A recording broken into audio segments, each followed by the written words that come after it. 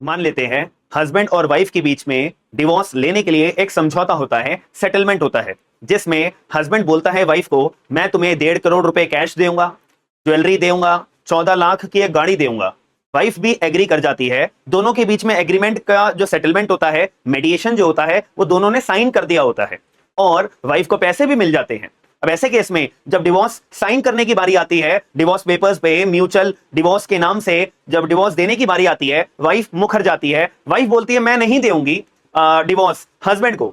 अब ऐसे केस में क्या किया जाएगा? तो इसी बात का जवाब honourable supreme court of India ने अपने 2026 के भी रिसेंट जजमेंट के अंदर दिया है। तो हम जजमेंट का नाम पहले देख लेते हैं। जजमेंट का नाम है Dhananjay Rathi versus Ruchika Rathi 2026। Supreme court का ये जजमेंट है। अगर इस जजमेंट की आपको पीडीएफ चाहिए तो मेरा टेलीग्राम ग्रुप है, आपको ये पीडीएफ मैं वहां पे अपलोड कर दूंगा, आप इसकी पीडीएफ वहां पे देख सकते हो। ये टोटल हमारा 51 पेज का जजमेंट है, आपको मिल जाएगा। अब मुद्दे की बात ये आती है, तो ऐसे केस में जब वाइफ ने एग्रीमेंट पे साइन करने के बाद, सेटलमेंट साइन करने के बाद, पैसा लेने के बाद में, अब जब डिवोर्स म्यूचुअल डिवोर्स देने की बारी आती है, उस पे डिवोर्स देने से जब वाइफ मना करती है, तो और उल्टा वाइफ ने क्या किया, हस्बैंड के ऊपर डोमेस्टिक वायलेंस एक्ट के तहत केस दायर कर दिया हस्बैंड के ऊपर और हस्बैंड के घर वालों के ऊपर। अब यहां पे स्टोरी आती है कि अब मामला जाता है सुप्रीम कोर्ट ऑफ इंडिया के पास में। तो सुप्रीम कोर्ट ने इसके ऊपर क्या बोला? सुप्रीम कोर्ट ने कहा कि यहां पे जो ये मेडिएशन का प्रोसेस करवाया जाता है, दो पार्टीज के बीच में सेटलमेंट जो करवाया जाता है, सिग्नेचर जो किया जाता है और दोनों पार्टीज को अपनी अपनी ऑब्लिगेशंस परफॉर्म करने के लिए बोला जाता है। तो हस्बैंड ने तो अपनी ऑब्लिगेशन परफॉर्म कर दी, जो आपने हस्बैंड से मांग करी थी वो तो उसने दे दिया है, पैसे भी दे दिए हैं, सब कुछ चीजें दे दी हैं। तो अब आप जो है मेडिएशन का जो ये साइनिंग है, ये एक लीगली बाउंड हो जाता है, दोनों पार्टीज के ऊपर एक लीगल बाउंडेशन आ जाती है। दोनों पार्टीज मेडिएशन का साइन हो जाने के बाद अब वापसी नहीं आ सकती हैं। अगर वापसी वो आती है तो उसके भी सुप्रीम कोर्ट ने अपने रीजंस दिए हैं। अगर आप वापसी जाना चाहते हो या डिवोर्स देने से मना करना चाहते हो, मुखरना चाहते हो, तो आपके पास आपको यह साबित करना पड़ेगा कि जो आपसे साइन करवाया गया वो फोर्स जबरदस्ती से कराया गया, फ्रॉड आपके साथ करा गया था, या जो आपसे वादा करा गया है वो ऑब्लिगेशन आपके साथ पूरी नहीं करी जा रही है, ये आपको साबित करना पड़ेगा। बट वाइफ के पास साबित करने को कुछ था नहीं, क्योंकि हस्बैंड ने तो अपनी ऑब्लिगेशन जो साइनिंग जब साइन करते दौरान जो चीजें वादे करे थे वो सारे वादे पूरे कर दिए थे। तो ऐसे केस में वाइफ के पास कोई अधिकार नहीं है पीछे मुखरने का या मना करने का डिवोर्स देने से। और इसको एक कानूनी भाषा में एस्टॉपल का रूल भी बोलते हैं, जो सेक्शन 122 भारतीय साक्ष्य अधिनियम के अंदर बताया हुआ है। सुप्रीम कोर्ट ने यह भी अपनी बात को क्लैरिफाई करा।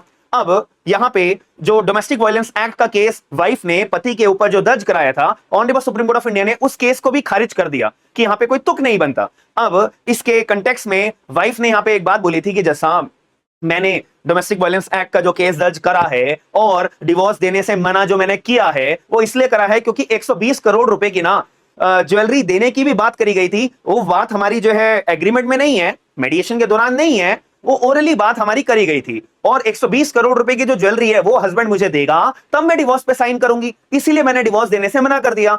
यहां पे सुप्रीम कोर्ट ऑफ इंडिया ने बोला कि भाई जो आपकी मेडिएशन के दौरान, जो सेटलमेंट के दौरान बातें हुई हैं, जो साइन हुआ है, सेटलमेंट होने के बाद ही तो हुआ था ना।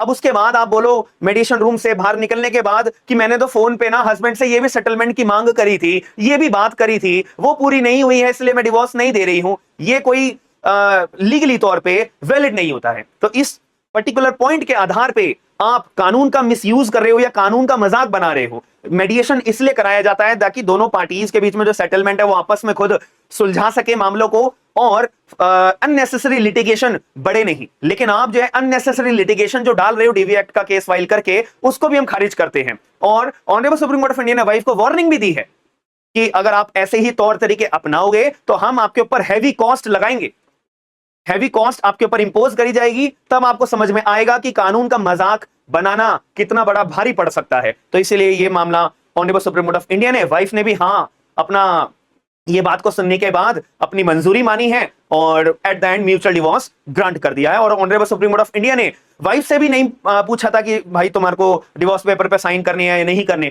Honourable supreme court of India ने अपनी पावर को एक्सरसाइज करते हुए article 142 for the interest of justice, अगर सुप्रीम कोर्ट ऑफ इंडिया को दिखता है कि दोनों पार्टीज के बीच में इंटरेस्ट ऑफ जस्टिस के तौर पे डिवोर्स देना चाहिए, तो honourable supreme court of India खुद ही डिवोर्स ग्रांट कर देते हैं और खुद ही डिवोर्स ग्रांट कर दिया। सेटलमेंट के तौर पे जो हस्बैंड को अपनी ऑब्लिगेशन पूरी करने के लिए बोली गई थी वो पूरी कर दी है। That's it.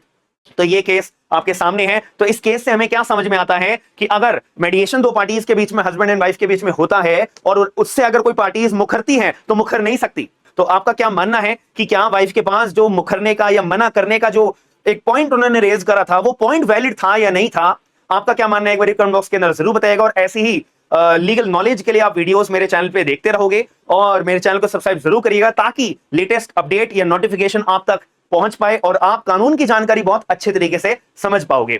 और हमारी एप्लीकेशन है smart and legal guidance, Android user, iPhone user, website users के लिए, जहां पे आपको जुडिशरी एपीओ के बैचेस देखने को मिलते हैं अच्छे डिस्काउंट पे। तो डिस्क्रिप्शन बॉक्स के अंदर लिंक्स अवेलेबल हैं, सारी डिटेल्स डिस्क्रिप्शन बॉक्स के अंदर लिंक्स अवेलेबल हैं। हमारे टेलीग्राम ग्रुप का भी जो लिंक है वो डिस्क्रिप्शन बॉक्स के अंदर अवेलेबल है, आप लोग ज्वाइन जरूर करिएगा। हम मिलते हैं नेक्स्ट वीडियो के अंदर। थैंक यू, धन्यवाद।